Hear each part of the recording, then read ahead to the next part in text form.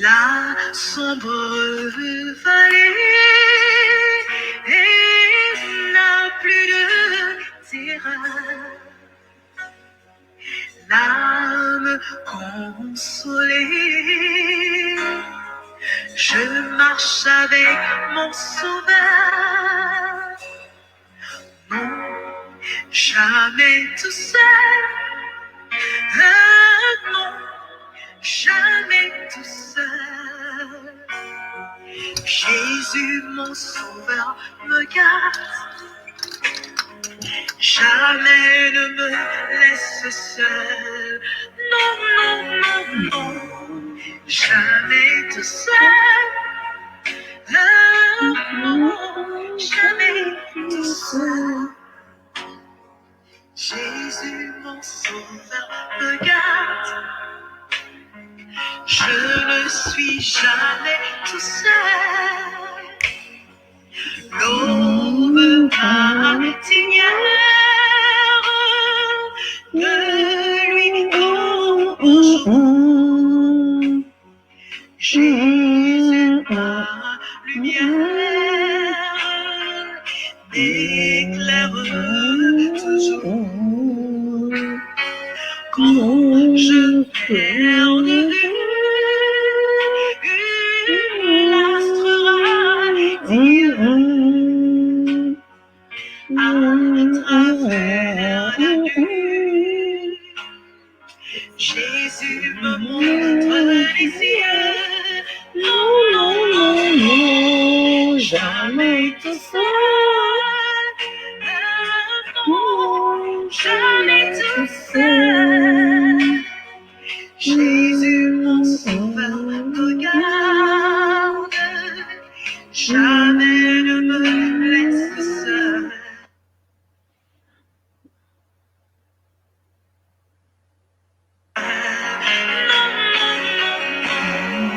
Jamais tout seul. Non, jamais tout seul. Jésus, mon sauveur, me garde. Je ne suis jamais tout seul. Et danger s'accourt, subtil inconnu, pays pour tout, Jésus, qui dans le voyage me redit ne crains rien, courage, je suis toujours avec toi. Non, non, non, jamais tout seul. Non, jamais tout seul. Jésus, mon sauveur, me garde. Jamais ne me laisse seul. Non, non, non, non, jamais tout seul. Non, jamais tout seul. Jésus, mon sauveur, me garde. Je ne suis jamais tout seul. Jésus, mon sauveur, me garde. Jésus, mon sauveur, me garde. Je ne suis jamais tout seul. Jésus, mon sauveur, me garde. Amen. Jésus, mon sauveur, me garde. Avec assurance, Jésus, mon sauveur, me garde.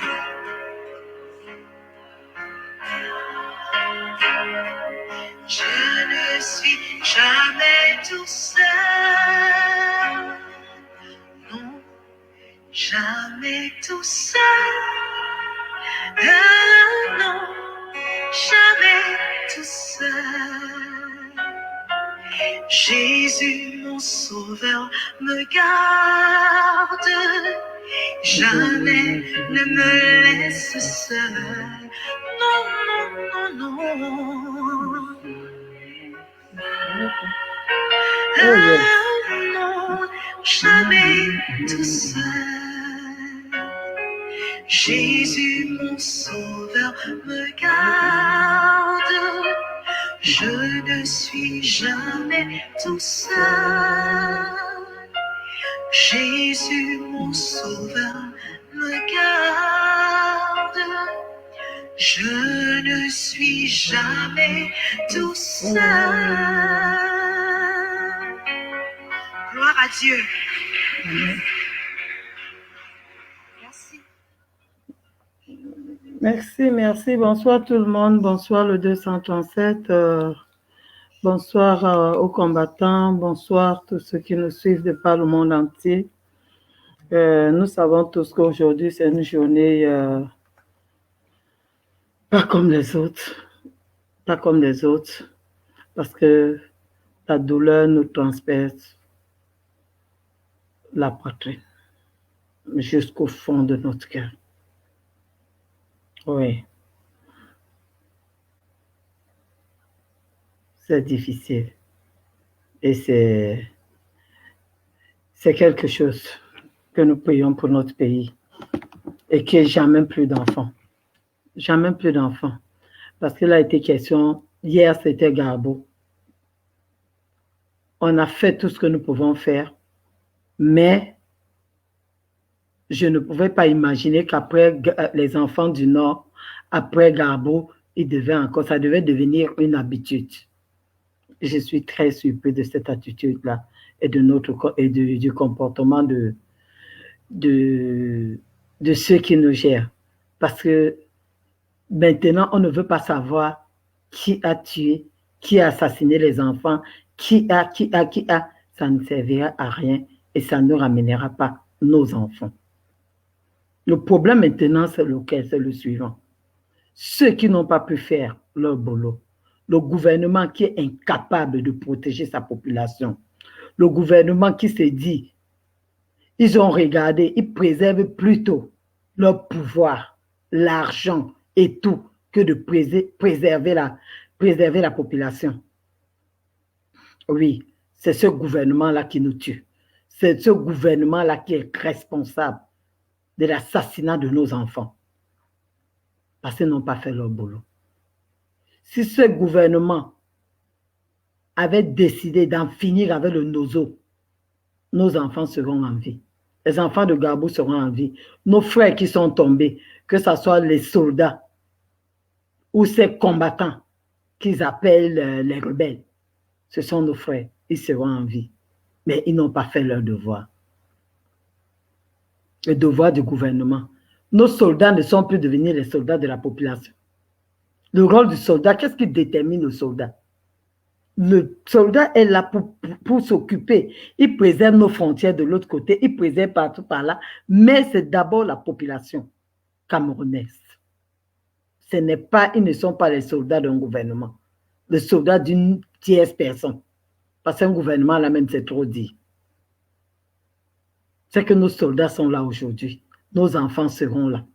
Nos frères qui sont tombés au champ de bataille, que ce soit les soldats ou les ambaboys, ils y seront. Et ça devait faire la fierté de la population camerounaise. Aujourd'hui, nous les enterrons de tous côtés. Aujourd'hui, les enfants suivent. Et quand on touche encore aux enfants, vraiment, mes frères et sœurs, même bibliquement, pour ceux qui croient à la Bible, le Seigneur a dit, ne vous amusez pas avec les enfants. Les âmes innocentes, ils se sont levés pour aller à l'école et devenir des gens. Peut-être, parmi eux, il y a eu des médecins, des docteurs qui devaient sauver la vie. Et pourquoi pas les présidents et les ministres? Ils ont été assassinés lâchement, sans savoir pourquoi ils meurent. J'ai été m'offusqué de savoir que c'était assis sur le banc qu'on a ouvert le feu sur eux. Sur nos pauvres enfants. À la fleur de l'âge, sitôt, les âmes innocentes. Le gouvernement n'a pas rempli son devoir. Et j'interpelle ici la population camerounaise, que nous nous éveillons en ce qui concerne ce pouvoir. Parce que vraiment, mes frères, regardons que ce pouvoir est en train de nous abuser de tous côtés. Est-ce que le président de la République du Cameroun, il a décidé qu'il est président? Il s'est octroyé cela. Mais, qu'est-ce qu'il fait de ce pouvoir? Il est où? Pourquoi les gens nous trompent? Il est décédé, dites qu'il est décédé. Et qu'on n'en parle plus. On déclare la vacance du pouvoir. Et on respecte la constitution camerounaise. On évolue. Pourquoi ils nous trompent? Aujourd'hui, ce n'est pas, ils n'ont plus moyen de sortir les sosies. Nous avons eu une pandémie au Cameroun, dans le monde entier, où tous les présidents se sont manifestés physiquement. D'abord, ils ont parlé à leur population. Ils étaient aux côtés de leur population. Mais au Cameroun, nous sommes restés des orphelins. Nous sommes restés des orphelins au Cameroun. Nous n'avons pas eu de président. Est-ce que ce président existe? Je veux que chaque Camerounais qui me suit en ce moment essaie de se remettre en question et réfléchir un peu en ce qui concerne ce président de la République. Paul Biya, président de la République du Cameroun, il n'est plus là. Alors cette conviction-là, je l'ai en ce moment. Il n'est plus là. La dernière fois, ils ont sorti. Il s'en va au Congo. Il a une invitation spéciale du président Sassou. Oui, là-bas, on ne peut pas fabriquer de sosie pour y aller. Parce que Sassou a souvent eu plusieurs conversations, s'entretenait régulièrement avec son homologue camerounais. S'il y a un sosie aujourd'hui, il saura que non. Ça serait trop visible. Donc, comme toujours, le chef du gouvernement est parti représenter le président de la République. Il est où? Il est où? Il y a eu la pandémie qui a ravagé les Camerounais. Il est où? Il y a eu les morts de Gabou. Il est où? Jusqu'à nos derniers enfants de Kumbassi, le président est où? Pour ne pas faire un déplacement sur Kumba, que d'aller vivre le ridicule qu'Atangadi est parti vivre là-bas. Par une femme soldat du Christ. Que je félicite d'ailleurs beaucoup et j'ai tiré mon chapeau. Il voulait dire qu'il connaissait trop la Bible. Le président est où? Quand ton peuple est dans une situation comme ça, il est où? Alors, j'interpelle mes frères et sœurs du pays, nos compatriotes, que chacun se remette en question et réfléchisse en ce qui concerne. Il y a vacance du pouvoir que ces gens-là nous étouffent et nous trompent depuis. Parce que même si on est méchant et qu'on incarne, par moment même le diable fait semblant. Le diable pour t'avoir vient d'abord vers toi et joue au gentil. Donc même s'il était méchant n'importe comment, ce monsieur devait sortir. Donc la conclusion est qu'il n'existe pas, il n'est plus là. Il n'est plus là. Et même celui qui joue le jeu de ce président, Ngongo, ils n'ont pas trouvé la solution de mettre fin à la guerre, du Nozo. Oui. On tue nos enfants, on tue nos frères, on tue nos mamans. On tue nos mamans.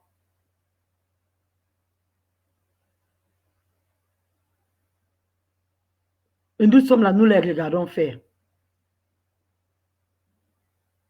Que le peuple camerounais sache. Parce que mes frères et sœurs, quand j'ai vu la fille du chef de l'État dans ses crises,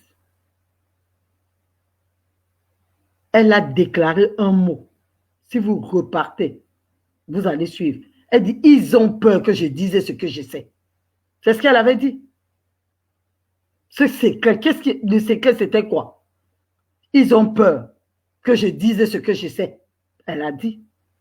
Et c'est dans les mêmes périodes que le médecin personnel du chef de l'État est décédé. Et dans les mêmes périodes que le chauffeur est décédé. Dans les mêmes périodes que la gouvernante est décédée. Parce qu'on sait, ce pouvoir de Yaoundé ne leur faisait plus confiance. Ceux qui se sont accaparés du pouvoir, ils ont pris le pouvoir en otage.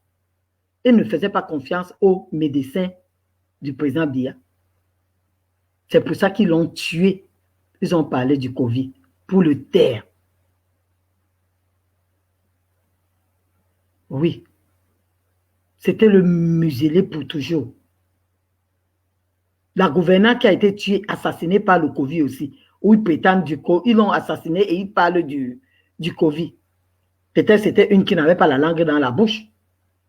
Elle a été témoin. Elle est partie. Le chauffeur, il a été témoin. Il est parti. Donc, c'est seulement ces gens-là autour de lui qui ont eu ce Covid-là. Mais le numéro 1, c'est son médecin. Parce qu'il était capable de se mettre là, dire que ce monsieur ne vit plus. C'était le numéro 1. Ils l'ont assassiné. Donc, nous avons laissé le pouvoir. Le pouvoir, en ce moment, se trouve aux mains de Ferdinand Gongo et sa troupe. Ils sont incapables de finir avec le nozo.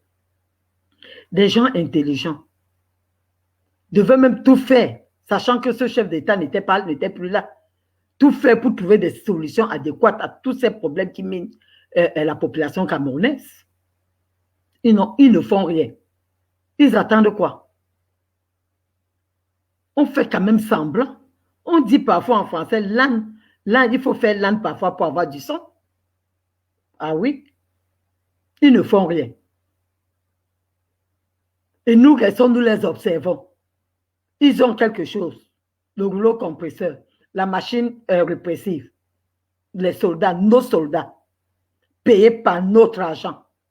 Au lieu de protéger la population, ils se lèvent contre la population, contre les faibles. Contre les faibles. Et voilà ce que ça dégénère. Voilà ce que ça dégénère. Ils vont dire que nos enfants, les abats ont tués. J'ai eu la vidéo d'un enfant où le cœur, je me demande si c'est l'âme camerounaise, si c'est l'âme des Amba qui a pu assassiner cet enfant, comme il prétend. C'est le matériel lourd. C'est le matériel lourd, à moins que ces Zambas-là sont dans l'armée. Parce que je ne sais pas comment je vais appeler ça. J'essaie de regarder la vidéo, je vous en prie. C'est terrible, c'est terrible, c'est terrible. C'est terrible. Que la population camerounaise meure comme ça devant nous. Non. Nos enfants meurent comme ça. Je ne comprends pas comment. Si j'ai même cette vidéo-là, je pense qu'il m'a envoyé ça l'autre jour. Oh mon Dieu, Seigneur Jésus, quelle honte, quelle population, quel gouvernement est sadique. Ils ont fini d'assassiner, de sacrifier nos enfants. Ils ont fini de sacrifier nos enfants. Ils ont trouvé maintenant une solution. Quand j'essaie de voir, je ne sais pas si vous allez bien voir, j'essaie de voir le cœur d'un enfant battre de cette manière. Ça, c'est quel matériel? Qu'est-ce qui peut opérer un enfant comme ça? Si ce n'est pas l'arme lourde de l'armée.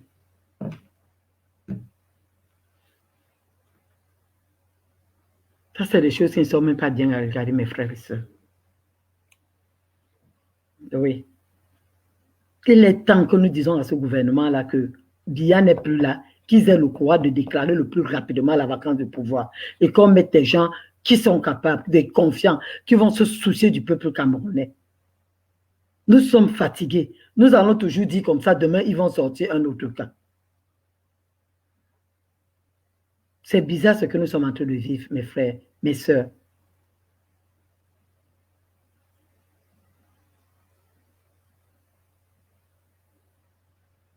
Nous ne pouvons pas continuer dans cette lancée-ci. Nous ne pouvons pas continuer à avoir ces populations décentes.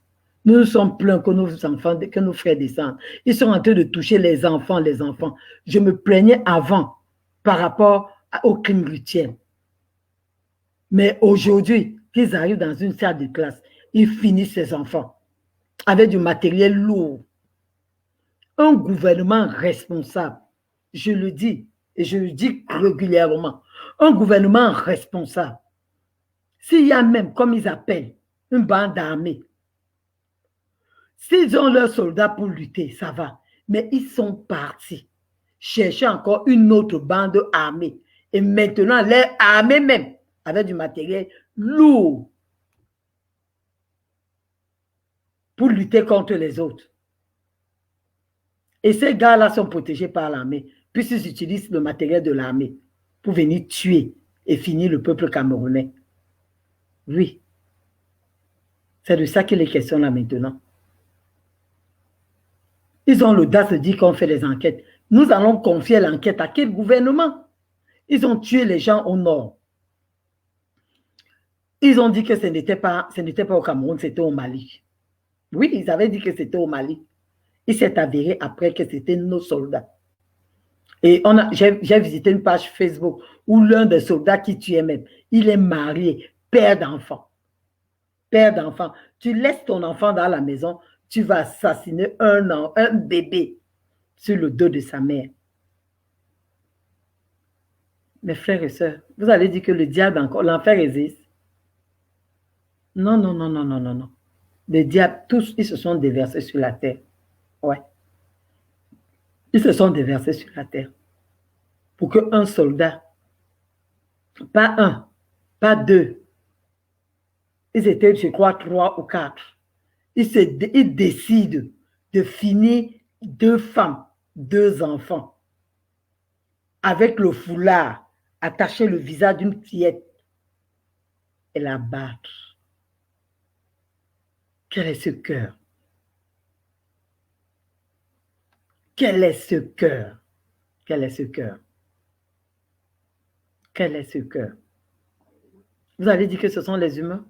C'est les gens comme ça qui nous protègent? C'est le rôle de l'armée? Nous avons laissé. On a dit jamais plus. On a dit ils ont été arrêtés. Voilà, quelques temps après, c'est Gabo. Ils ont arrosé les petits-enfants. Avant ça, là, je ne veux pas oublier la vieille maman qu'ils ont brûlée dans la maison. Parce que les autres ont fui. La vieille maman n'avait pas le courage, elle n'avait pas la force pour sortir. Maman, depuis de 75 ans, elle a été brûlée vive dans la maison. Brûlée vive dans la maison. Ils sont partis, ils ont eu Gabo. Ils ont tué nos anges. Ils les ont abattus. On a dit non, non, non, ce sont les ababoys, ce sont les ababoys. Ils ont même des mensonges ils ne restent même pas pour concevoir leurs mensonges. Non, il y avait le flux de carburant ici, il y a eu les tirs entre les soldats et les ababoys, il y a eu ceci, il y a eu ceci. Il s'est avéré après que ce sont les soldats camerounais qui ont tué. Ils tuent pourquoi? Sachant que l'opinion internationale va un jour ou l'autre, ils vont enfin se décider. Donc, il faut qu'ils mettent dans la tête de ces personnes que les gars au Cameroun qui sont en train de mener cette révolution, ce sont les fins criminels, ce sont les gars diaboliques, ce ne sont pas les êtres humains. Comme ça, ils vont continuer leur plan machiavélique. On va savoir que les autres, ça ne vaut pas la peine. C'est pour ternir, salir l'image de ces gars qui sont en train de revendiquer quelque chose de nous.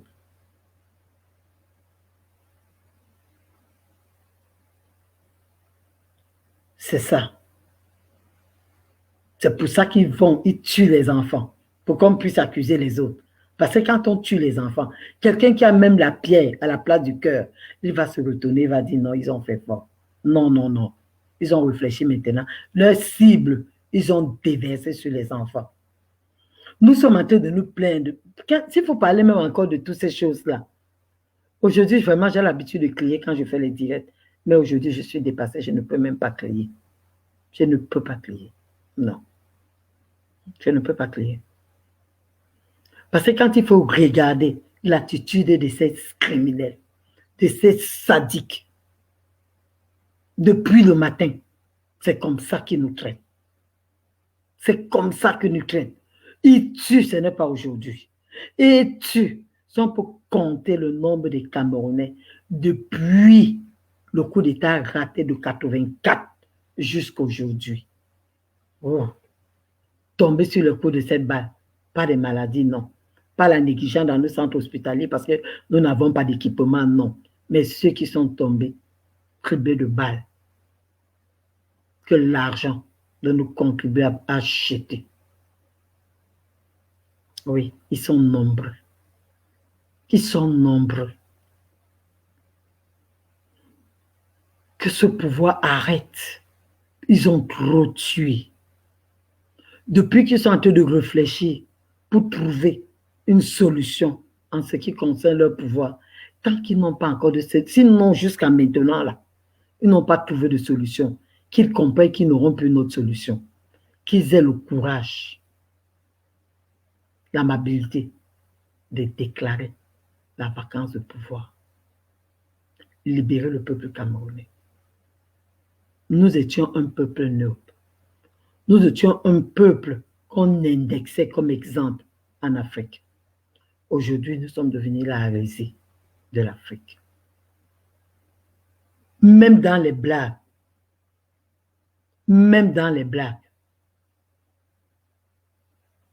quand tu veux parler de quelqu'un dit, pardon, tu penses que nous sommes devenus les Camerounais. Ça, c'est en Côte d'Ivoire. Je ne sais pas ce que Guillaume Soro avait promis à son peuple. Et tu penses que nous sommes devenus les Camerounais? Une façon de dire que nous, les Camerounais, nous sommes un peuple des dos. La Piro avait dit que Mboutnassik. Mboutnassik. Il nous joue, il nous torpille, il nous malaxe. Nous sommes là, nous regardons. Jésus ne va pas descendre du ciel pour venir nous sauver ici. Non. On doit se lever, nous devons mouvoir. Oui. Nous devions nous lever. Parce que si ces gens-là voulaient arrêter, ils allaient arrêter.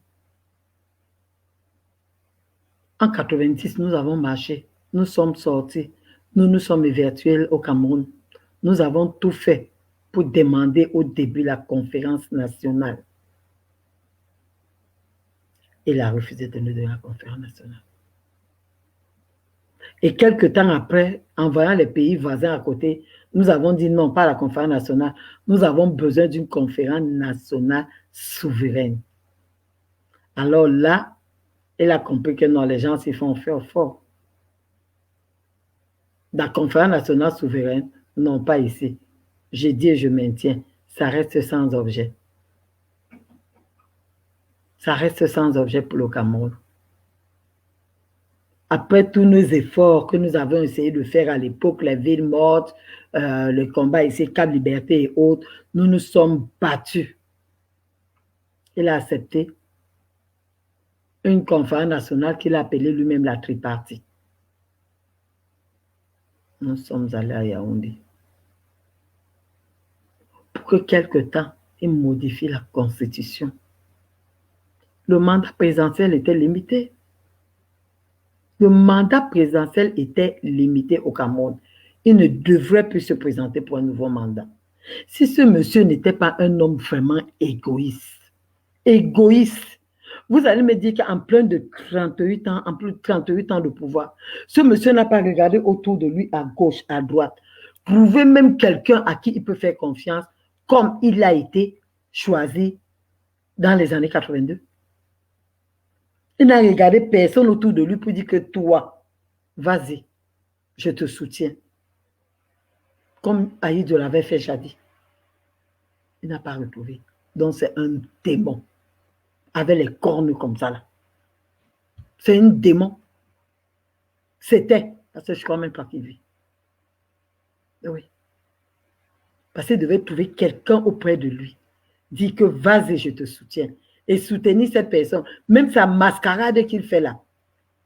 Ils font tous ces mascarades là, il met sa personne là. Pour tromper le peuple camerounais. Mais il n'a pas pu faire. Il a compris que nous ne valons rien, qu'il ne peut même pas perdre son temps pour nous tromper. Il va rester là, ho-ha. Il va rester ho-ha. Et c'est comme ça qu'il est resté. Ils vont me faire quoi? Je vais rester jusqu'à la fin. jusqu'à ce que mort s'en suive. Parce qu'il ne pouvait pas ignorer la mort. Il est resté. Il s'est bien moqué de nous. Correctement et bien. Il s'est moqué de nous. Les dooms qui sont même à côté de lui, les vrais dooms, que ce soit dans l'armée, que ce soit auprès de lui, les vrais dooms. Il a les ministres, il les cogne les têtes pour qu'ils ne s'entendent pas. Divisés pour mieux régner. Plus Congossa que lui, il n'y en avait pas. Il vient ici, Congossa tel, il va là-bas, il Congossa tel. Vous vous déchirez. Et toi, tu es là, tu sais qu'il est pour toi, l'autre pareil. Tout ce qui se passe entre vous, venez lui dire. Quand il n'a plus besoin de vous, il vous jette en prison.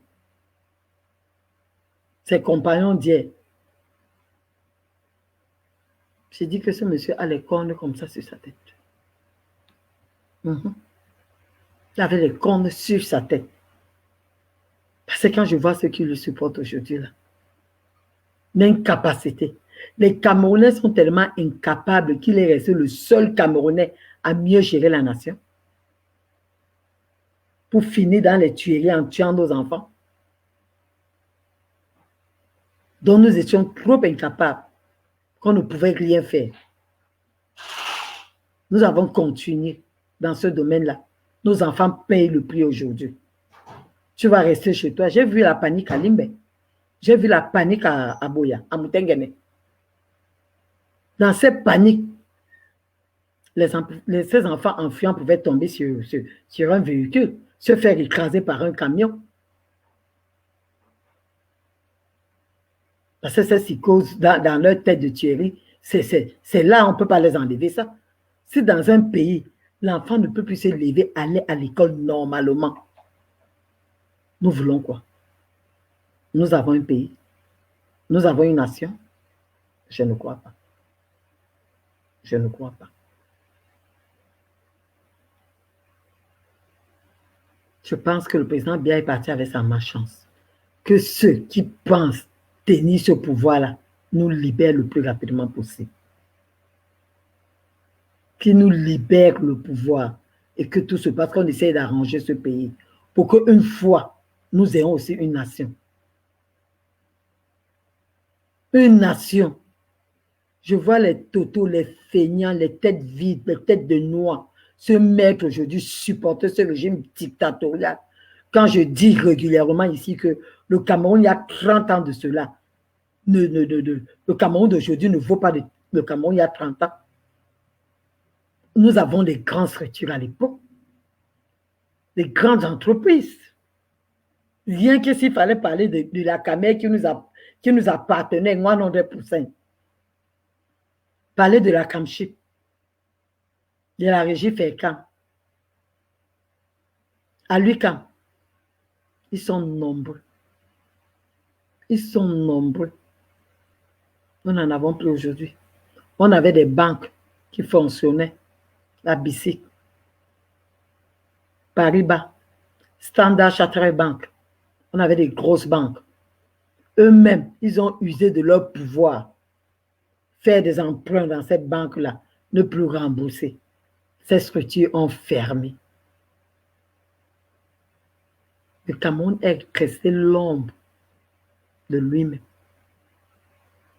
Oui. Ce n'est plus le Cameroun qui existait quand moi je grandissais. Ce n'est plus ce Cameroun.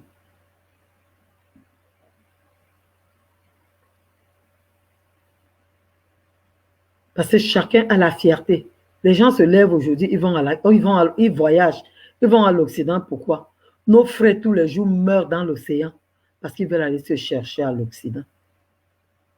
Il y a les pays aujourd'hui, les gens ne sortent pas. Hein? Oui, il y a les pays aujourd'hui où tu comptes très peu. Il y a les pays en Afrique, on compte très peu d'Africains là dehors par rapport aux Camerounais. Les Camerounais sortent tellement que même en dehors de l'Occident, ils sont versés dans tous les pays d'Afrique. Ils y sont là parce qu'ils se cherchent. C'est difficile. Les agressions que vous voyez aujourd'hui au Cameroun, on dit qu'il y a eu le bloc-kit. Ici, on entre, on casse ta maison. Il y a les armes, il y a ceci. Quand nous grandissons, hein, Ça n'existait pas. Nous restons devant la porte tard dehors. On pouvait se balader même après une veillée mortuaire quelque part. On rentre, on n'a pas peur de se faire agresser. Au contraire, nous avons peur de la police qui pouvait nous rafler. Et pendant que nous avons peur de cette police, qu'est-ce qu'on faisait? Nous rentrons à l'intérieur du quartier pour éviter la route principale. Mais aujourd'hui, tu penses à cette route-là, tu vas trouver des grands frères qui t'attendent avec les grands couteaux à la main. Ils ont faim. À l'époque, le port de Douala, c'était un grand port. Le port de Douala ravitaillait la RCA, ravitaillait beaucoup de pays de la sous-région. C'est au port de Douala qui venaient dédouaner leurs trucs. Et tous ces gars qui ne foutaient rien partaient au port. Nous appelons ça vulgairement tourette. Ils partaient faire porter des sacs de farine, des sacs de riz, rentraient souvent avec les sacs de riz, même s'il y avait des petits vols. C'est dans les magasins, peut-être les conteneurs, ils partaient se débrouiller au quartier, il n'y avait pas d'agression. Ils partaient se chercher au port. On a tout fermé. Rien n'existe. Les gars ont commencé à nous trouver dans les maisons. Tu es chez toi, on casse la porte, on entre, on branche le fer à repasser. On te repasse.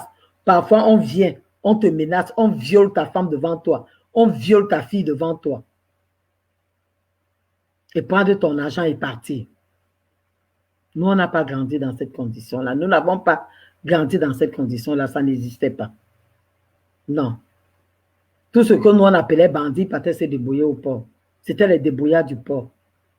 Parfois, ils ramenaient les sacs de riz au quartier qu'ils vendaient. Ils liquidaient. Ils pouvaient boire leur bière, avoir leur argent, manger un maquereau dans la soirée. Le lendemain, ils sont repartis. Mais ce monsieur est venu détruire complètement. Pour ceux qui se déclarent sardinaires. La honte. La honte. Je dis la honte personnifiée. Je suis sardinard, c'est une fierté. Et c'est vrai, la sardine n'a pas de tête. Vous avez remarqué, parce que vous avez vu les têtes de la sardine. Ça n'existe pas. Donc quand tu n'as pas de tête, tu n'as pas de cerveau. Si tu n'as pas de cerveau, tu es inexistant. Tu es moins que rien. Si c'est une fierté d'être sardinard, je suis désolé. Je suis désolé. Un monsieur nous a trompés pendant des années. Je vais vous raconter une petite histoire. En 82, quand l'ex-président Amadou Ahidjo décide de partir de ce pouvoir, quand la France, il a été trompé par la France, qu'il était malade, on a utilisé son médecin. Il est venu, il a rencontré ces gens, il a appelé toute son équipe. Et il avait un ami qui était M. Aïssim Bondon, dont ce pouvoir a tué. Il a appelé, il a parlé. Ses amis lui ont dit, tu ne sais pas ce que tu fais. Je préfère que tu laisses le pouvoir, quelqu'un d'autre va gérer le temps que tu te soignes. Nous allons t'aider. Le Cameroun va aller. Le Cameroun va bien se porter. Nous allons faire tout ce qu'il faut. Reste de l'autre côté. Tu te donnes du temps, tu te reposes. Mes frères et sœurs, vous connaissez la question d'Amadou Ahidjo? La réponse d'Amadou Ahidjo, il a dit, j'aime trop le peuple camerounais pour leur tromper. Je vais partir. Accepter Biya dans le parti, parce qu'il n'était même pas dans le parti à l'époque. Il l'a propulsé partout. Parce qu'il savait que c'était son fils. C'était son fils. Quand j'étais au Cameroun, j'ai gardé un Jeune Afrique qui était sorti dans les années, je me rappelle plus, un Jeune Afrique qui était sorti, je pense peut-être dans les années 85. Avant que je ne vienne, j'ai gardé jalousement ce Jeune Afrique. Ah oui, Dieu disait, je suis un homme pragmatique qui est le dogmatisme et la précipitation. C'était ses mots.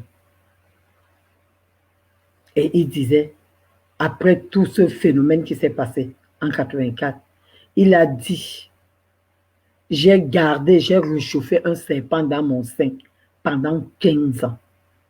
Il s'agissait du président Biya. Pendant 15 ans. Donc, mes frères, faites attention à l'eau tranquille.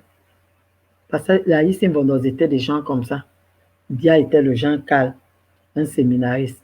Tu lui donnerais le bon Dieu sans confession. Le bon Dieu sans confession. Il est resté. Il a pris ce pouvoir parce qu'on le lui a donné, servi sur un plateau et nous a amenés d'où nous sommes là aujourd'hui.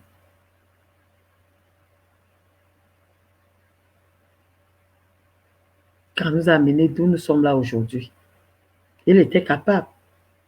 On ne va pas dire que le président Amadou Ahidjo était saint. Non. Il y a eu des ratés aussi. Il y a eu des ratés. Il y a eu des ratés. Mais, quand j'ai vu Monseigneur Abin Dormou, qui a été condamné par Ahidjo, envoyé en exil par Ahidjo, il est resté sur un tableau, sur un plateau, autant pour moi, de télévision. Il a dit s'il y a le choix à faire entre Ahidjo et Biya, il choisira Ahidjo. Qu'il a envoyé en prison, qu'il a envoyé en exil, c'était un nom. Quand on parle du patriotisme, il incarnait cela. Quand il dit « je hais le dogmatisme et la précipitation », je vais encore vous raconter une histoire, parce que j'ai eu la chance de vivre ces années-là. Tous les pays de la sous-région, ils avaient les télés chez eux. Le Cameroun, nous n'avons pas de télévision, on s'amusait, on suivait les radios. Même quand il y avait les Coupes d'Afrique, il y avait des jeux, on s'amusait avec les radios parce que nous n'avons pas de chaîne télé. Ahidjo est resté. Quand il dit « je hais le dogmatisme et la précipitation », quand Ahidjo a bâti la CIA TV, oh, c'était un pichou. Quand tu arrivais en N'Djamena, ils avaient la télé, mais ça ne sortait pas de N'Djamena. Mais c'était noir sur blanc. La même chose au Congo. Quand Ahidjo a sorti de la télé, ça couvrait tout le territoire camerounais, jusqu'à on suivait hors de nos territoires, qui était le Gabon, le Congo, la RCA, le Tchad.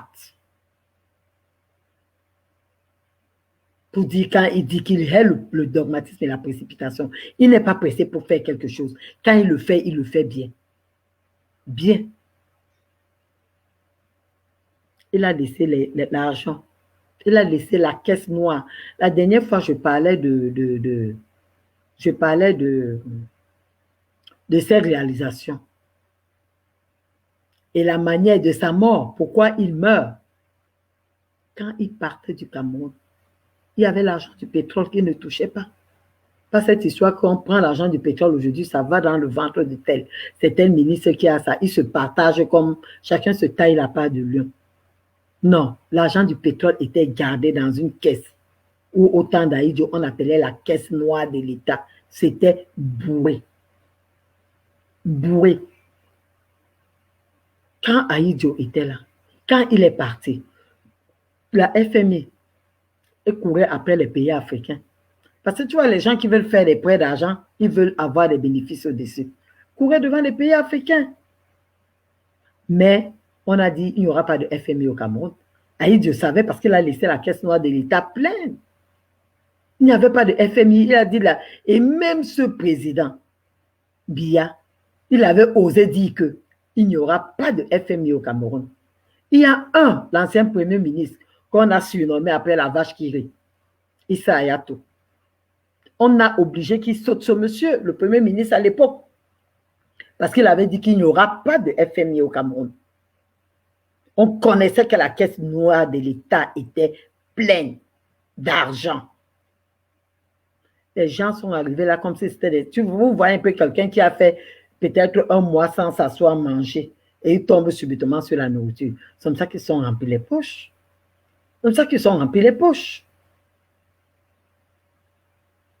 Oui. Ahidjo est resté. Il a entendu parler de FMI.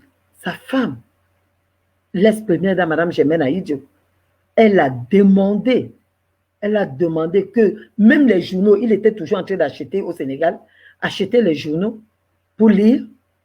Sa femme ne voulait même pas qu'il la prenne en ce qui concerne le Cameroun. Elle a donné les instructions au chauffeur et au gardien.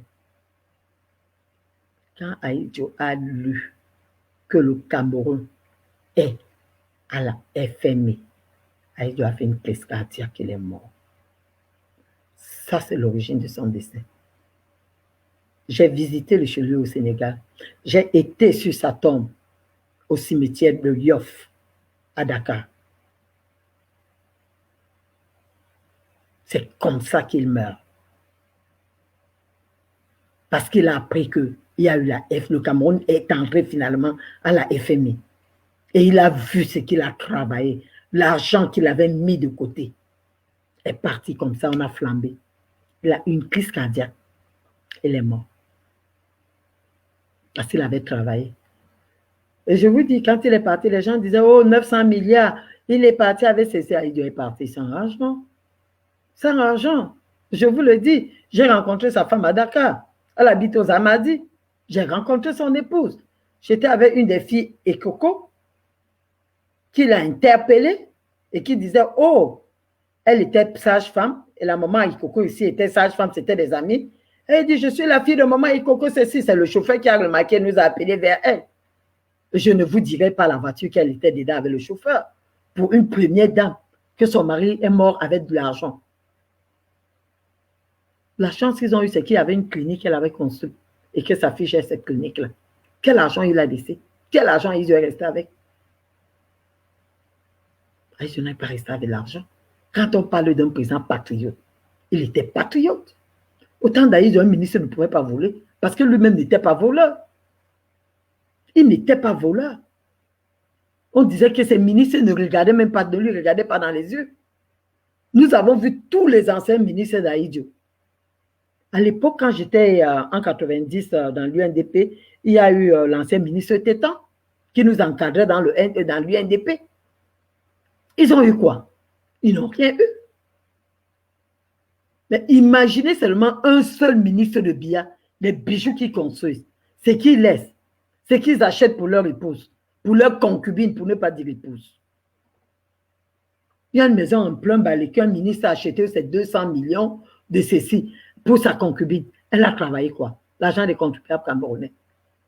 Les anciens ministres d'Ahidjo sont restés pauvres par rapport à ceux d'aujourd'hui. Tu vois quelqu'un qui a des milliards dans la maison, quelqu'un qui a, mais quand même, ce n'était pas ça à l'époque d'Ahidjo. Donc c'était un patriote. Un Camerounais ne pouvait pas se lever à son épaule, se remplir les poches. Quand tu sais toi-même que ton président ne se remplit pas les poches, tu vas te mettre où? Tu vas te remettre où? Un homme qui savait chérir l'honneur. Je vois, ça c'est les histoires, j'étais plus jeune, hein? Ah oui, parce que là, j'ai suivi l'histoire de Delphine Tianga, qui était la première femme ministre, où elle était aux affaires sociales. Ahidjo, elle était là. Elle vient même, toute fatiguée, elle vient de partir. Toute fatiguée, j'ai vu la nomination qu'elle a eue de Biya, qui se moque des gens, comme le père Nya, qui ne veut pas laisser les gens aller en retraite, parce qu'il veut crucifier la jeunesse. Quand je vois un jeune venir sur mon direct dire que je suis Sardina, pour lui c'est une fierté, chez mon Dieu. Tous ces vieux-là, et c'est parce que tu n'as pas été à l'école. Tous ces vieux-là, la jeunesse est partie à l'école. Ils sont là pourquoi? Pour ne pas les remplacer. J'ai vu Delphine Tianga avoir une nomination l'autre jour. Avoir une nomination avant de mourir. Quelque temps après, elle est décédée. Cette femme, pendant qu'elle était première femme ministre, nous on était à l'école, on rêvait. Quand tu demandes, tu serais quoi? Je serais ministre comme Madame Tianga. C'était la femme ministre au service social. Elle a eu un petit lapin avec son mari, elle a voulu divorcer. Le président Amadou a appelé la dame et lui dit que tu sais pourquoi tu es ministre? Parce que tu es l'épouse de Tianga. Oui, c'est pour ça que tu es ministre. Donc, pour lui faire comprendre que ne pense pas qu'aujourd'hui, si demain, Tu n'es plus son épouse, tu seras mon ministre. Non, c'était un homme d'honneur. C'était un homme d'honneur. Oui. C'est ces gens-là, c'est cette qualité-là qu'on voulait. Pour dire que ça, c'est un peu le bon côté. Nul n'est parfait. Il avait aussi des imperfections quelque part. Mais le bon côté avait dominé. Ça prévalait sur le négatif. Nous avons vu lui qui n'a pas fait des études, qui n'a pas une licence en Sciences Po, où il a amené le Cameroun. Et celui qui a fait des grandes études, où il a ramené le Cameroun. Oui, ces ministres sont des gros bandits aujourd'hui. Il a pris les vieillards, il a mis au pouvoir. Il a sacrifié la jeunesse. Je dis, c'est un gros sacrifice. Vous allez parler comment d'une nation que les jeunes se lèvent, ils sont les chauffeurs de moto. Ils sont les taximans. Ils sont les, comment on appelle encore? Ceux qui se débrouillent au marché, les sauveteurs, avec des diplômes, avec les masters dans la poche.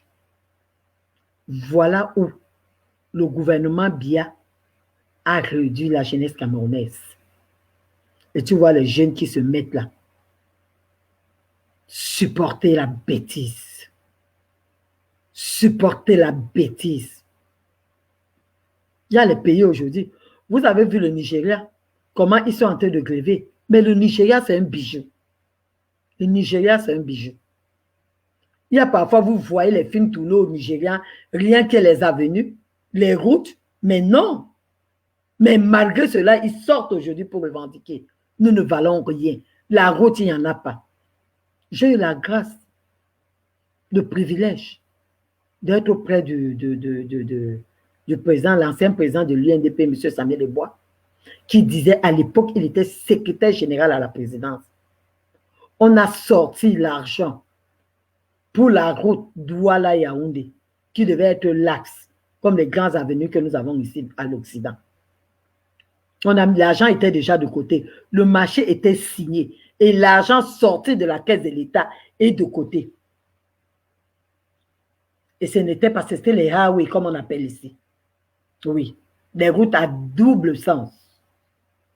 C'est ça qui était prévu pour Douala-Yaoundé. Là, tout le paquet était là. Jusqu'au paquet pour encourager les villageois. Bonsoir à tous les bobbies qui sont en ligne, qui me suivent. Bonsoir Ida, bonsoir Annie, bonsoir Eva, bonsoir tout le monde et tous ceux qui me suivent là maintenant. Bonsoir.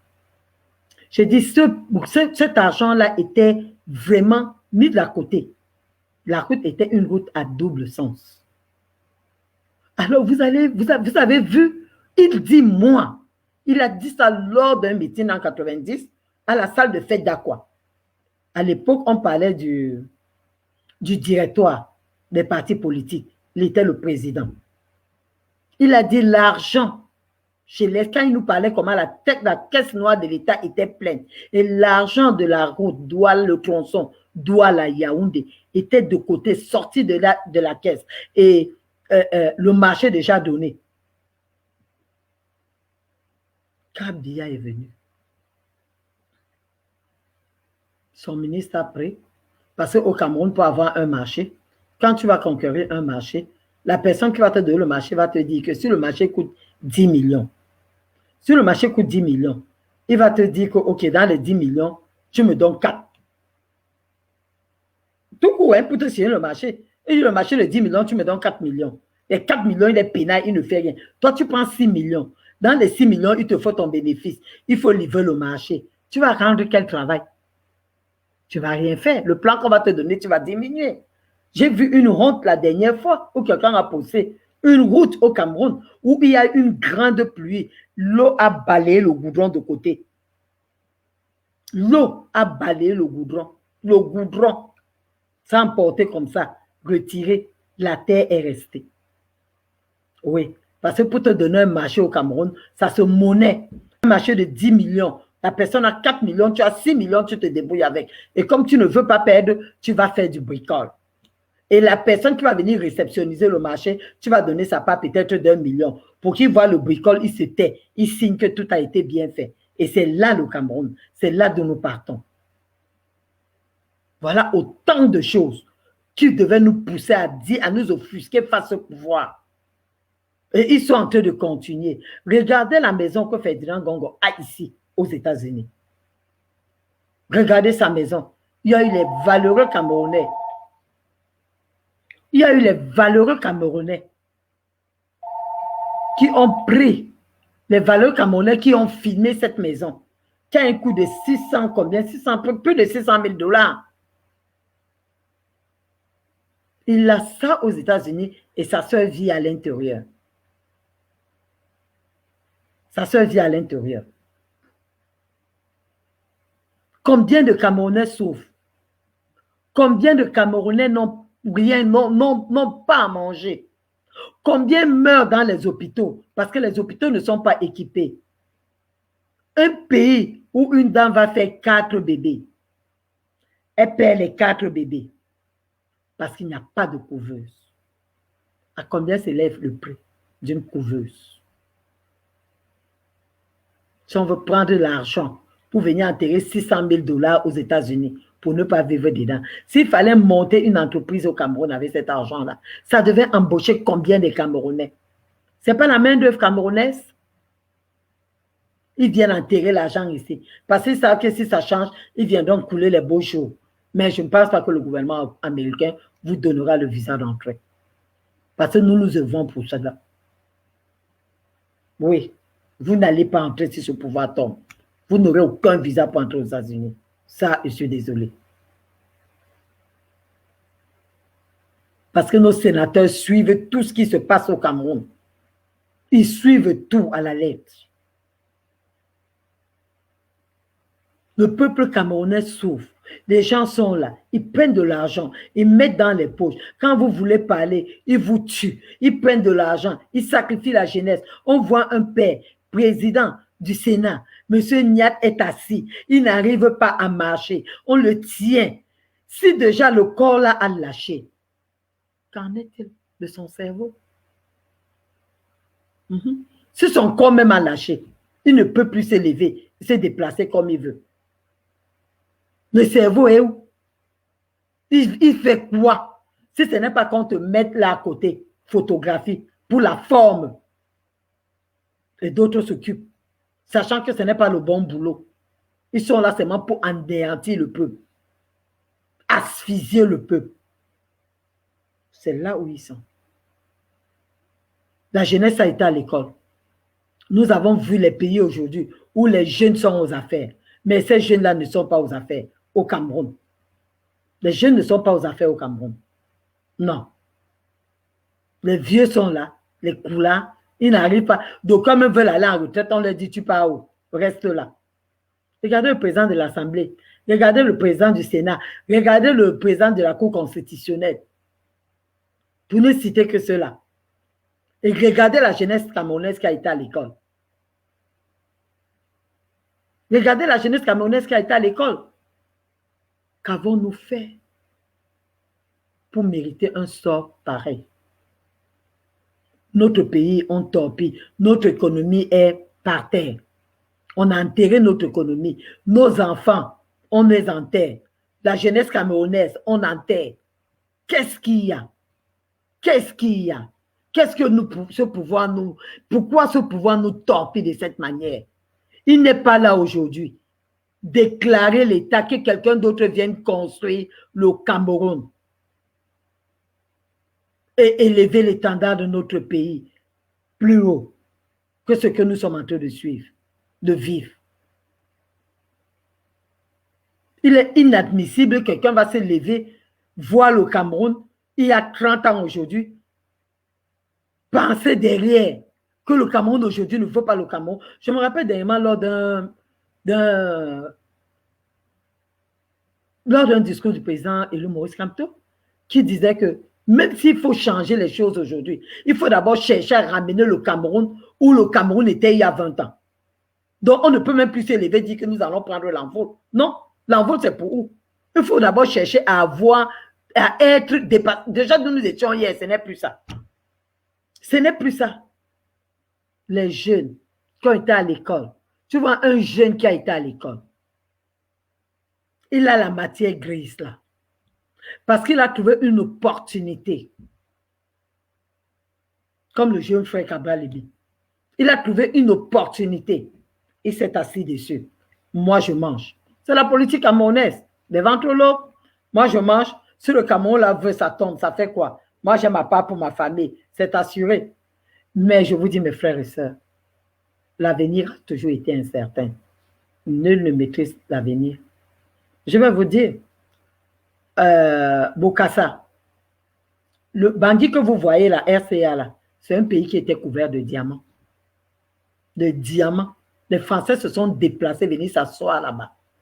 Ils ont eu l'armée qui contrôlait cela. On les appelait les barracudas. C'était l'armée française. Ils contrôlaient tout. Quand à l'époque on parlait des trompes d'éléphants, c'est là où ils venaient chasser. Il y avait un territoire à Bangui que rien que le Mitterrand et ses ministres avaient le droit de faire la chasse là-bas. Aucun Centrafricain. Et les diamants les appartenaient. Les diamants, il a eu cet argent. Il s'est assis. Bokassa peut venir au pouvoir avec renverser son cousin David Dacko. Il s'est assis sur l'argent. Il a joué à l'homme arrivé. Après un matin, il s'est levé, il a dit, mais qu'est-ce que je fais même ici? Il s'est autoproclamé empereur. Rien que sa chaise en aigle, c'était en or. Il avait même invité le pape à l'époque de venir l'installer, mais le pape n'est pas venu. Il a fait venir les chevaux de la France pour venir, pour célébrer son installation en tant qu'empereur. Les chevaux sont arrivés ici au Cameroun, j'ai dit même ici, les chevaux sont arrivés en Afrique, puisque le climat n'était pas pareil. Tous sont morts. Peut-être notre chalet là les a bien cognés. Il s'est assis, il est devenu empereur. Nous connaissons la suite. Quand les Français là l'ont lâché, il était sorti. Quand il a senti qu'il se faisait déjà, c'est pour ça que je dis les gens vraiment ne comprennent pas. Il a senti qu'il était en train d'être lâché par la France. Il a demandé l'aide au feu président Mohamed Kadhafi. Il est parti. La France l'avait déjà ruiné hein, de ses diamants, non seulement prendre son épouse et prendre les diamants, prendre tout. Il est parti voir Mohamed Kadhafi, négocier une affaire d'argent avec Kadhafi. Pendant qu'il était en Libye, le coup d'État était chez lui. Le prochain rendez-vous, il a eu un rendez-vous la veille avec Kadhafi. Le dernier rendez-vous, Kadhafi lui dit que, mais comment? Tu vas même prendre cet argent pour me rembourser. Il dit, mais comment? Quand je vais rentrer, il y a ceci, il y a ceci. Kadhafi qui lui apprend que non. Parce que là d'où tu n'es plus président, tu as été renversé. Il était surpris. Il était surpris. Il prend son vol, son avion présidentiel qu'il est venu avec. Je pense qu'il est parti en Côte d'Ivoire chez le président Houphouët, qu'il a reçu. Et peut-être Houphouët même a été un peu menacé par la France, parce qu'Houphouët même c'était quelqu'un de la France. Il a repris son avion pour la France, qu'on ne voulait même pas le recevoir. Il a traîné dans l'avion, personne ne voulait. Parce que quand tu n'es plus, hein, c'est terminé. Tu n'as plus le pouvoir. Je ne me rappelle même plus du pays qui lui avait accordé l'asile. Il a souffert comme ça. Et vous savez comment il a fini? Quand il s'est retrouvé même en France, là. Pourtant, il était français. Il a combattu auprès de Gaulle. Il a combattu, c'était un ancien combattant. Il a combattu auprès de Gaulle. Il était français. Il est rentré en France. Il vivait avec ses enfants. Pour l'interview, il n'avait plus un radis. Sa maison où il vivait en France, on coupait l'électricité, on coupait l'eau. Il n'avait plus quoi manger. Quand le journaliste venait vers lui, il monnayait l'interview. Et il le disait, je n'ai rien à manger. La lumière a été coupée chez moi, je n'ai pas payé. Je vous dis bien Seigneur Jésus. C'est terrible, le monde. Quand tu vas te mettre pour dire que je suis ceci, je suis ceci, je suis ceci, tu ne connais pas le futur, ce qui viendra. tu ne maîtrises pas. Un empereur. Un empereur. Il a sorti un livre signé Bokassa, Ma vérité. Les Français l'ont connu. Ils ont arrêté le livre qui ne sortent pas. J'ai eu la grâce de lire une partie de ce livre. Je ne sais pas si j'ai une de mes grandes sœurs de la France qui est venue à l'époque au Cameroun. On a dit le livre ne sort pas. Il avait écrit Ma part de vérité. C'est là où il accusait la France. Il accusait Giscard d'Estaing, l'ancien président français. Donc, c'est pour dire que ce qui me paraît bizarre, c'est que tous ces présidents qui restent au pouvoir et qui veulent s'éterniser au pouvoir ne peuvent même pas se retourner, regarder les pays voisins et dire que tel était président hier, il a fini comment? Tel était président hier, il a fini comment? Si je me comporte comme ça, je vais finir comment? Non.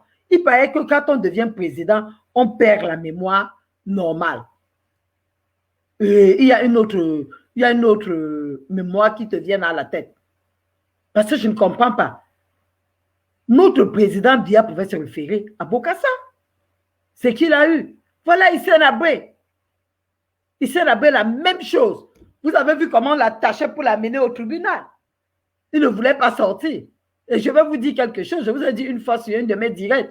Le président aujourd'hui qui est au Tchad, Idriss Déby, c'est sa sœur qui est l'épouse d'Hissène Habré. C'est sa sœur qui est l'épouse d'Hissène Habré. Il est en exil. Il était dans l'argent. Il avait renversé Ngoukouni par un coup d'État, Ngoukouni Ouédé. Et à un moment donné, la France même, il a forcé. Parce qu'il avait pris peut-être une Française. Il était dans le maquis. C'est comme ça qu'il a eu ce pouvoir. Après, il s'est assis, il savait qu'il était arrivé orgueilleux. Tout et tout. Il est où? Ceux qui disent aujourd'hui qu'ils sont arrivés doivent regarder les cas comme ça. Il y a eu beaucoup de cas comme ça. Parce que s'il faut citer ça, c'est les anciens cas. Nous avons vu le cas de Blaise Compaoré. Hier. Nous avons des cas comme ça. Si ces gens-là pouvaient se... Ça ne va pas se limiter seulement au président. Hein? Même ces ministres-là aujourd'hui. Même ces ministres-là aujourd'hui qui torpillent la population. Ces ministres-là aujourd'hui qui écrasent le peuple camerounais. Ils sont en train d'écraser le peuple camerounais. Ils ne vont pas s'en sortir comme ça. Non. Ils ont la malchance aujourd'hui que le combat est partout. C'est beaucoup plus à l'extérieur. Parce qu'à l'époque, on disait qu'on fuit pour venir à l'extérieur. Ils viennent à l'Occident, ils vont nous trouver debout. Il reste au Cameroun le pouvoir qui va changer là. Ils vont payer, ils vont rendre compte. Ils vont rendre compte. Parce qu'il faut tout faire pour sortir clean d'un pouvoir. Il y a les gens non. Il y a un ministre que Biya, il y a un monsieur que Biya avait convoité pour être ministre. Lui a carrément dit que non, que lui n'arrive pas souvent, il n'a pas toute sa mémoire. Il ne réfléchit pas souvent bien. Il ne sait pas si ce n'est pas un début d'Alzheimer. Le monsieur a vu qu'il a cherché son petit argent qui va peut-être couler sa retraite avec sa famille. Très bien. On vient, on dit que ministre. Et demain, il finit à Kondengui. Il a refusé. Il a dit ça, c'est un cadeau empoisonné. Il a trouvé des raisons, si bien qu'il n'est pas parti ministre. Il vit sa vie. Oui. Tous ces ministres qui nous torpillent aujourd'hui, qui ont enterré notre économie, qui tuent nos enfants, qui tuent nos soldats, qui tuent nos frères du Nozo, qui tuent nos mamans. Ils ont réduit les mamans à vivre dans la bourse. Tout cela, ils vont payer. Ils vont payer. Jean-Michel Kanka avait dit que il faut savoir quitter la chose avant que la chose ne te quitte. Parce que quand c'est la chose qui te quitte, c'est très grave. Nous avons vu les causes ici en Europe de l'Est. Il a été sacrifié, tué comme ça sur la place publique avec son épouse. Avec son épouse. Nous avons vu l'histoire de Corinne Aquino. Il y a beaucoup d'exemples dans le monde. Où on pillait Corinne Aquino sa maison, rien que sa chambre à coucher, c'était peut-être 3 magasins, les gens de magasins qui se trouvent seulement dans les Champs-Élysées. Rien que ses vêtements. Elle a fini comment? Aucun dictateur ne sort comme ça. Et quand tu tombes avec ton pouvoir, avec tes lieutenants, avec tout ton staff.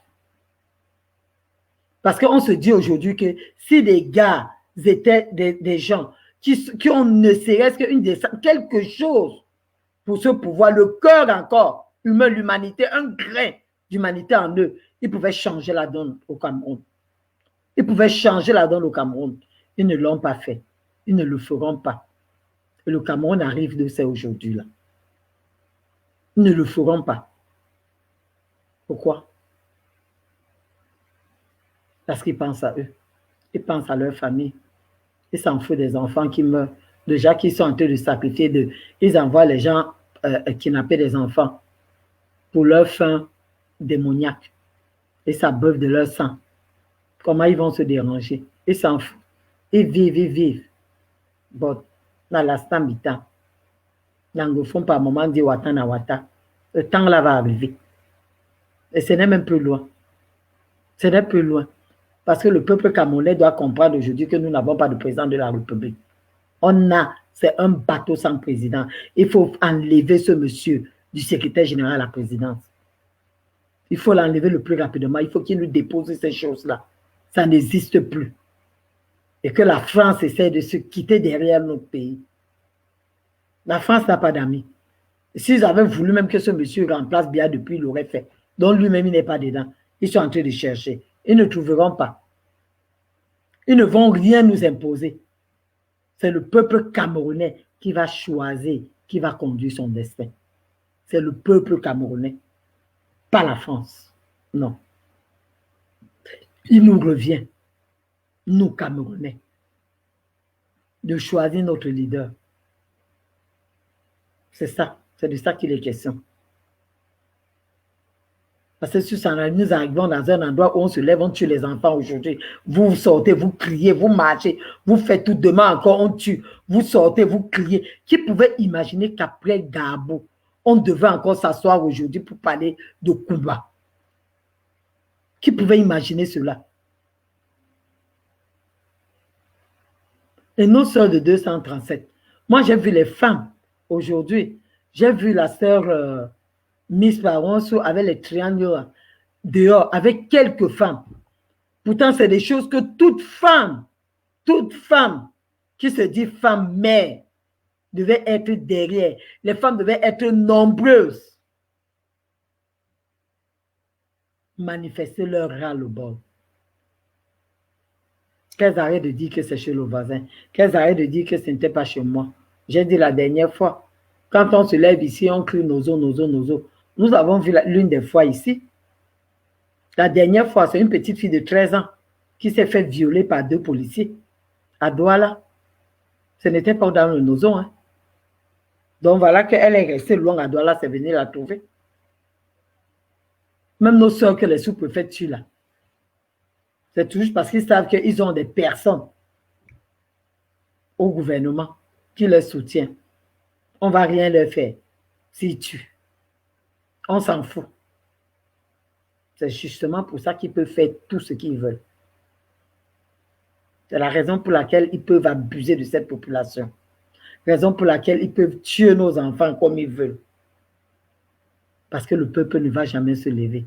Parce qu'ils ont muselé le peuple. Parce qu'ils ont utilisé leur rouleau compresseur sur le peuple.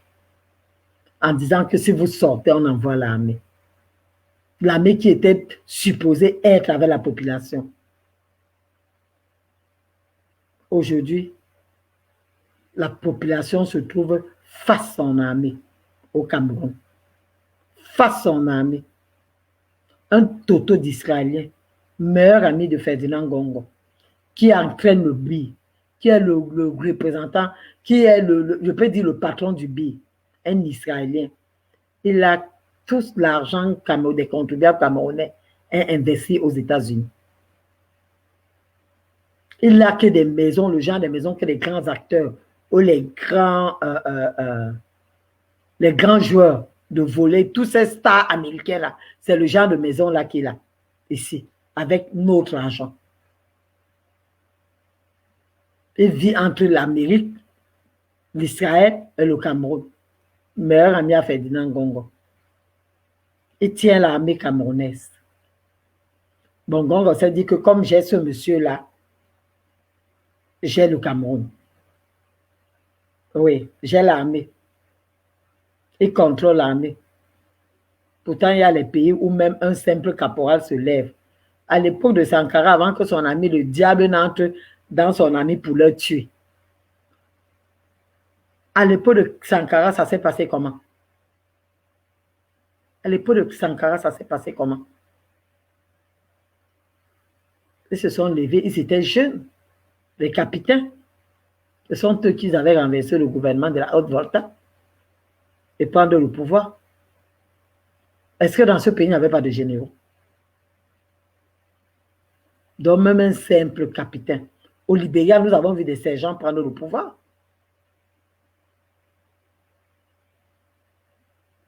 Vous savez quelle malchance au Cameroun a, je ne sais pas. Je ne sais pas. La malchance camerounaise. Je ne sais pas comment on appelle cela. Mais ce que je sais et qui est vrai, c'est que l'étau est en train de se resserrer autour d'eux. Ah oui, l'étau se resserre autour d'eux. Je sais que le bout du tunnel n'est plus loin. Mais beaucoup de gens, je crois que Fokou n'aura pas assez de cordes. Fokou n'aura pas assez de cordes.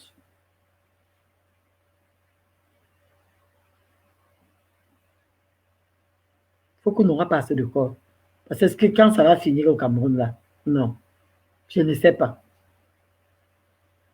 Il y a encore temps pour que l'armée, il y a encore temps pour que les hommes, les gens du gouvernement de bonne volonté se retrouvent dans une chambre secrète, même 10-15, et changer la donne de ce pays. En disant qu'ils sont fatigués de voir mourir nos enfants. En disant qu'ils sont fatigués de voir mourir nos soldats. En disant qu'ils sont fatigués de voir mourir nos frères du Nozo. En disant qu'ils sont fatigués de voir nos mamans vivre dans la forêt. Ils se font mordre tous les jours par des serpents. Qui se lèvent, qui se sentent fatigués de voir nos sœurs égorgées comme les poules. D'autres tués par les sous-préfets, journalistes tués par le sous-préfet, journalistes disparaître par ce gouvernement au Azizi. Le révérend disparaît sur un lit d'hôpital. On l'a fini en prison, l'a amené pour qu'il meure sur un lit à l'hôpital, bien enchaîné, comme un animal sauvage. Il y a encore temps qu'une poignée de personnes se lèvent au Cameroun et disent enough is enough. Cette hémorragie doit s'arrêter. Que les cris des enfants réveillent certaines personnes.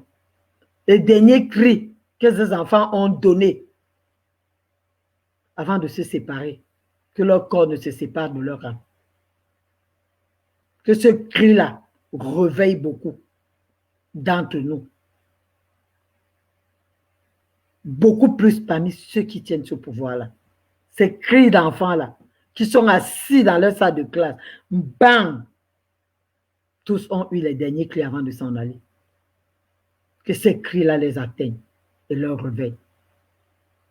Et leur réveil, c'est qu'ils sortent de leur sommeil. Parce que le sang de ces enfants-là, de la même manière que le Seigneur avait entendu le sang d'Abel crier, où il a interrogé son frère Abel, Caïn, c'est comme ça que le sang de ces enfants innocents a crié jusqu'à l'oreille de notre Seigneur.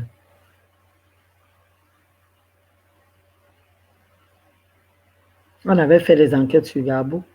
Les résultats des soldats qu'on a trouvés, les noms des soldats qu'on avait incriminés, il y avait les matricules des soldats décédés, qui n'étaient plus en vie. Vous voyez comment un gouvernement est machiavélique. Les soldats décédés, quand on a accusé, il y avait tel soldat, tel soldat. Les gars ont vérifié le matricule. Ces soldats n'existaient plus, ils étaient morts depuis. Peut-être ils étaient aussi tombés au champ de tir. Et voilà un gouvernement à qui vous allez faire confiance, qu'on attend qu'il fasse encore les enquêtes. Ça aurait été si les gens n'avaient pas beaucoup levé la tête sur Gabou, On devait toujours finir en disant que c'est les Amazoniens qui l'ont tué, qu'ils avaient tué ces enfants-là. Donc, il est temps pour nous. J'interpelle ces gens de gouvernement, j'interpelle les gars de l'armée, j'interpelle le 237. Que nous ne voulons plus entendre les enfants crier, qu'ils se lèvent pour empêcher ça, qu'ils se lèvent pour déposer ce pouvoir. Que quand tu veux parler, on te parle de l'insurrection. C'est le faux, parce qu'ils ont échoué. Je dis régulièrement que Paul Biya et son gouvernement ont échoué. Ils ont échoué. Il n'y a rien à dire. Ça, ce n'est pas un gouvernement. Quand tu es incapable de protéger ta population, tu n'es plus là. Tu es inexistant. Il n'y a plus de gouvernement. On se lève ici, on tue. On se lève là-bas, on tue. On kidnappe. On fait des sacrifices. Il n'y a plus de gouvernement chez nous. Que l'Éternel reçoive les âmes de nos pauvres enfants de combat. Qu'il se souvienne des âmes aussi, de ces enfants de Gabou, de tous ceux qui tombent sur cette guerre malade, cette phobie. Que le cri de ces enfants-là révèle l'Éternel et que les coupables soient punis. Même si on ne les arrête pas, le Seigneur sait comment punir des gens. Même à distance, ils seront tous récompensés d'une manière ou d'une autre. Je vous ai montré le cœur qui bat d'un enfant fendu, la poitrine fendue en deux. Que le sang de ces enfants-là, oh Dieu, en dehors, c'est le seul justicier, en dehors de toi, personne ne saura leur faire payer. Vous regardez mes frères et sœurs, les gens se lèvent, vous voyez des gens là dehors, vous avez pitié, vous avez ceci, mais quand vous regardez le karma, c'est très lourd. Ça existe bel et bien, et beaucoup payeront.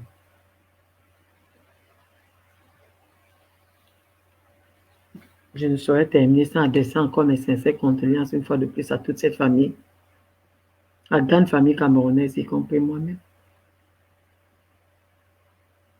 et demander la grâce de l'Éternel, que le Seigneur fortifie ses enfants, fortifie cette famille, pardon, fortifie cette famille, qu'ils puissent traverser cette période, qu'ils reçoivent l'âme de ses enfants dans son paradis. Au nom glorieux de notre Sauveur Jésus-Christ. Merci mes frères et sœurs. J'en ai terminé là. Merci. Bonjour Bobby Morin. J'arrive à la fin de la vidéo, dommage. J'en ai terminé. Ça serait pour une prochaine fois. Nous sommes ensemble. Bye bye. Gros bisous à tout le monde. Merci. Merci.